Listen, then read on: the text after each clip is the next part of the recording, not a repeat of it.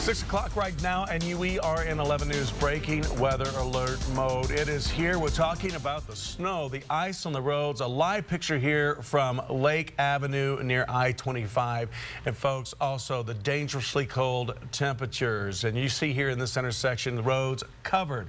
We already have delays into the 11 newsroom to go over, and Brandon will break down what to expect hour by hour before you head out the door. But we are also following breaking news this morning, a huge fire that has engulfed 3 mobile homes. This is a live look at the aftermath. Now, this fire started at around 2 a.m.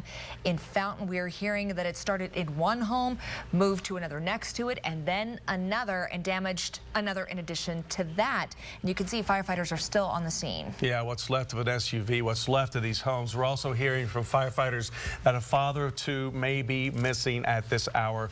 We're getting a live update from our reporter on the scene in just a moment. But first, we want to talk about some school delays and these dangerously cold temperatures. It's easy to check on your child's school. All you have to do is go to kktv.com.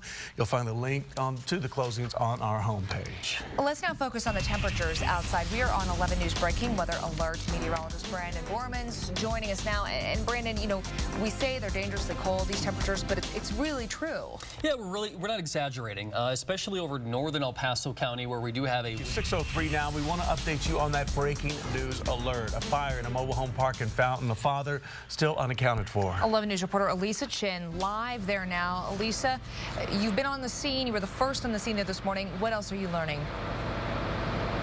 Well, right now, John, Stacia, there's not very much change, with the exception of the fact that, again, firefighters are starting to clear this scene. It was a horrific scene when we first got here. Like you said, I was the first on scene. What you're looking at now is actually steam, not smoke. The fire is out and has been for a few minutes now. Firefighters starting to pack up. But let's go ahead and take a look at some of that video that we got when we first arrived here. It was a very, very terrible scene to look at, especially knowing that a father of 2 is unaccounted for and possibly a victim of this home fire. It started in the trailer with the family of 4, then quickly spread to the carport, and then that caught another home on fire, which again is vacant. So no one was in that home, no one was hurt there. That fire, then the heat, everything caught the home in back on fire, and then also did some damage to a storage shed and some smoke damage to the home surrounding that. So almost 4 homes a part of this fire here.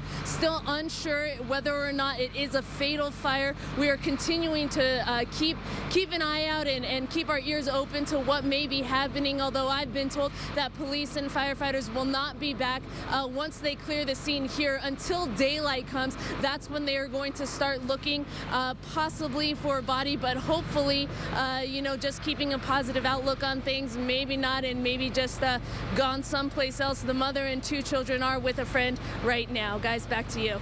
All right, Elisa reporting live for us. And again, folks, we don't know what caused this fire. We're going to keep checking back in with her as she learns more from investigators on scene. Also, folks, we are out on the roads this morning before you have to head out to show you what they look like. That's right. Let's go to Lori Martin now, who's giving us a live look. Lori, what are you seeing? Well, John and Stacia, we just got on I-25 from South Circle, and I have to tell you, first of all, you have to forgive the camera work here. I'm holding the camera while my photographer is so nicely driving us through the storm.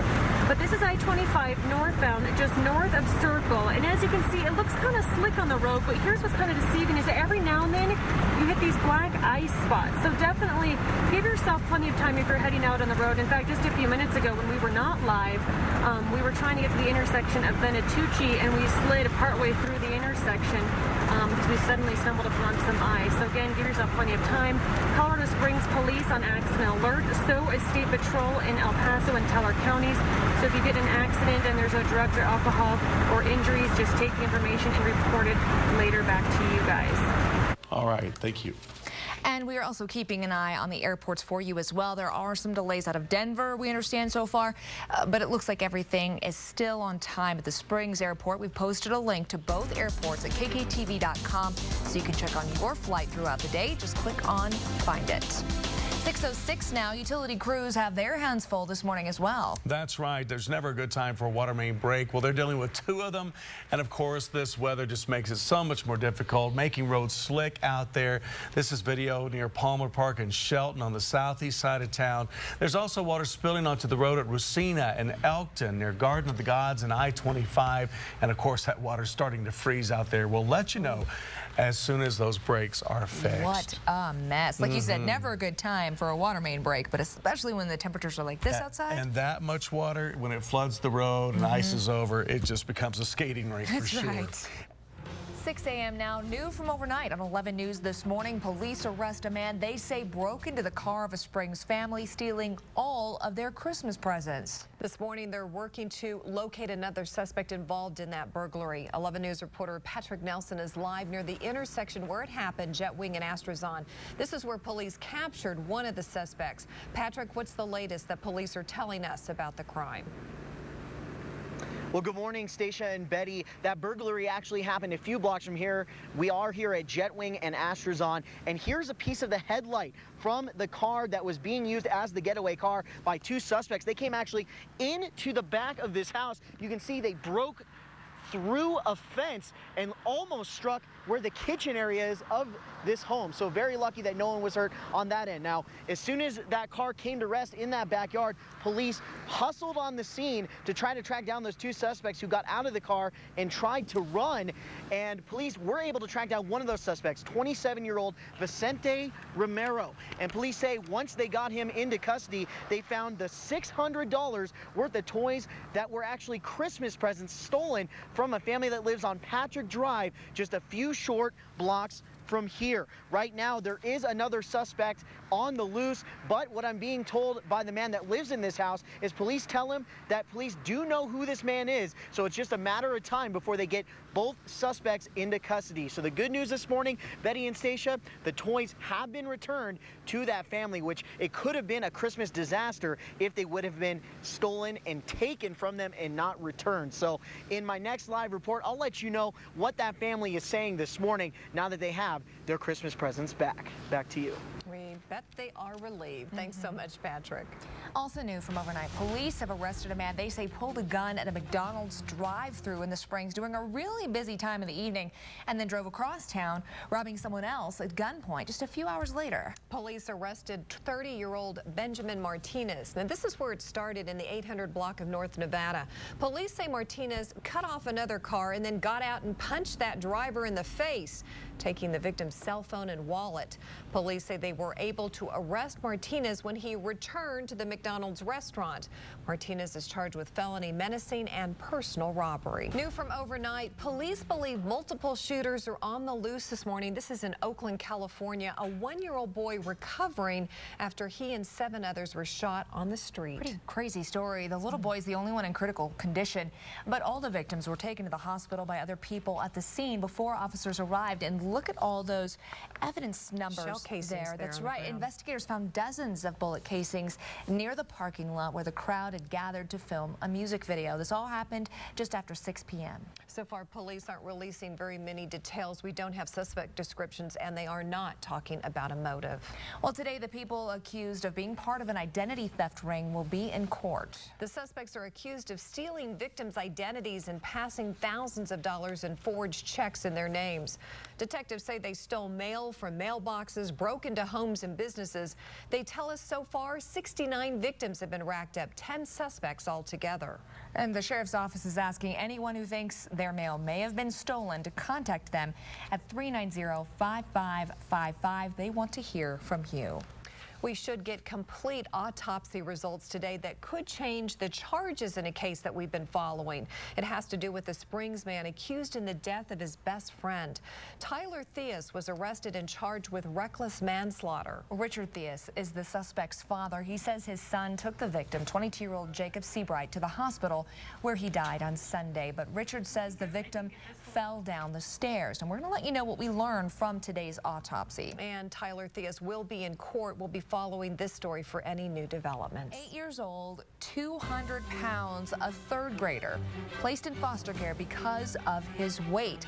We have more on the debate that has now started among parents, healthcare providers, and you at home about whether or not this was the right thing to do in a case like this.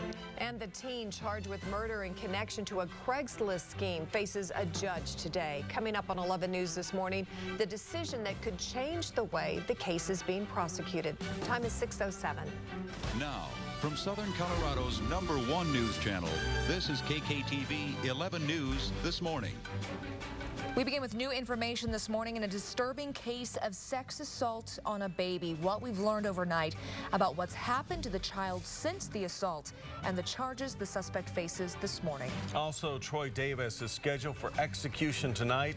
What his lawyers want today to try and clear his name and keep him alive. But first, we have an update on breaking news we're following this morning. Freedom could come today for 2 U.S. hikers who've been in an Iranian prison for the last 2 years. That's right. Shane Bauer of Boulder and Josh Fatal are waiting for their release right now. They were arrested in mid-2009 along Iran's border with Iraq, where they were hiking. Iran convicted them of illegal entry and espionage and sentenced them to 8 years in prison last month. Well, they've already been held for 2 years. They are supposed to be released today on $500,000 bail each.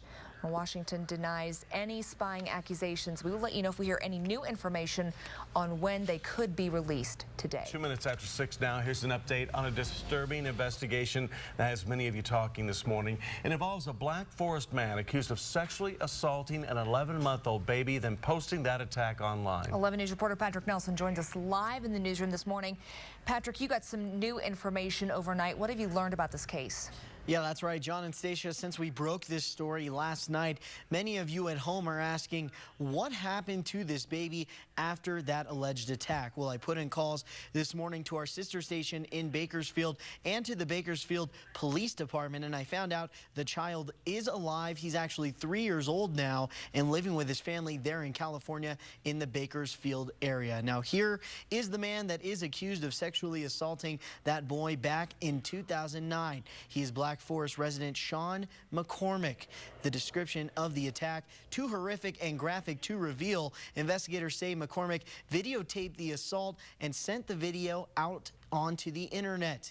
According to court papers, it happened at this hotel in Bakersfield, California. The papers also show that McCormick knew the victim's parents and was staying with them at the time. He was arrested after investigators searched his house in Black Forest, and on his computer, they reportedly found thousands of images of videos and images that are child porn. Now, this morning, McCormick is in a Colorado prison waiting for extradition to California, where he'll face a judge in Fresno. But at this point, he only faces one charge right now: sexual exploitation of a child. We'll keep you up to date as more charges mount against him. And straight ahead, I've got the incredible story of how law enforcement managed to track down this suspect. It's like something out of an episode of CSI. It was a coast-to-coast investigation. I'll have all those details coming up in about 30 minutes. John and Stacia? Yeah, just a difficult story to process. Patrick, thank you.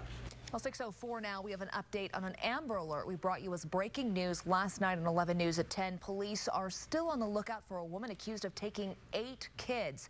She is 28-year-old Chanel Nadal. Police say she is the children's biological mother and was visiting the kids at a children's agency in Queens. Nadal lost custody due to abuse allegations.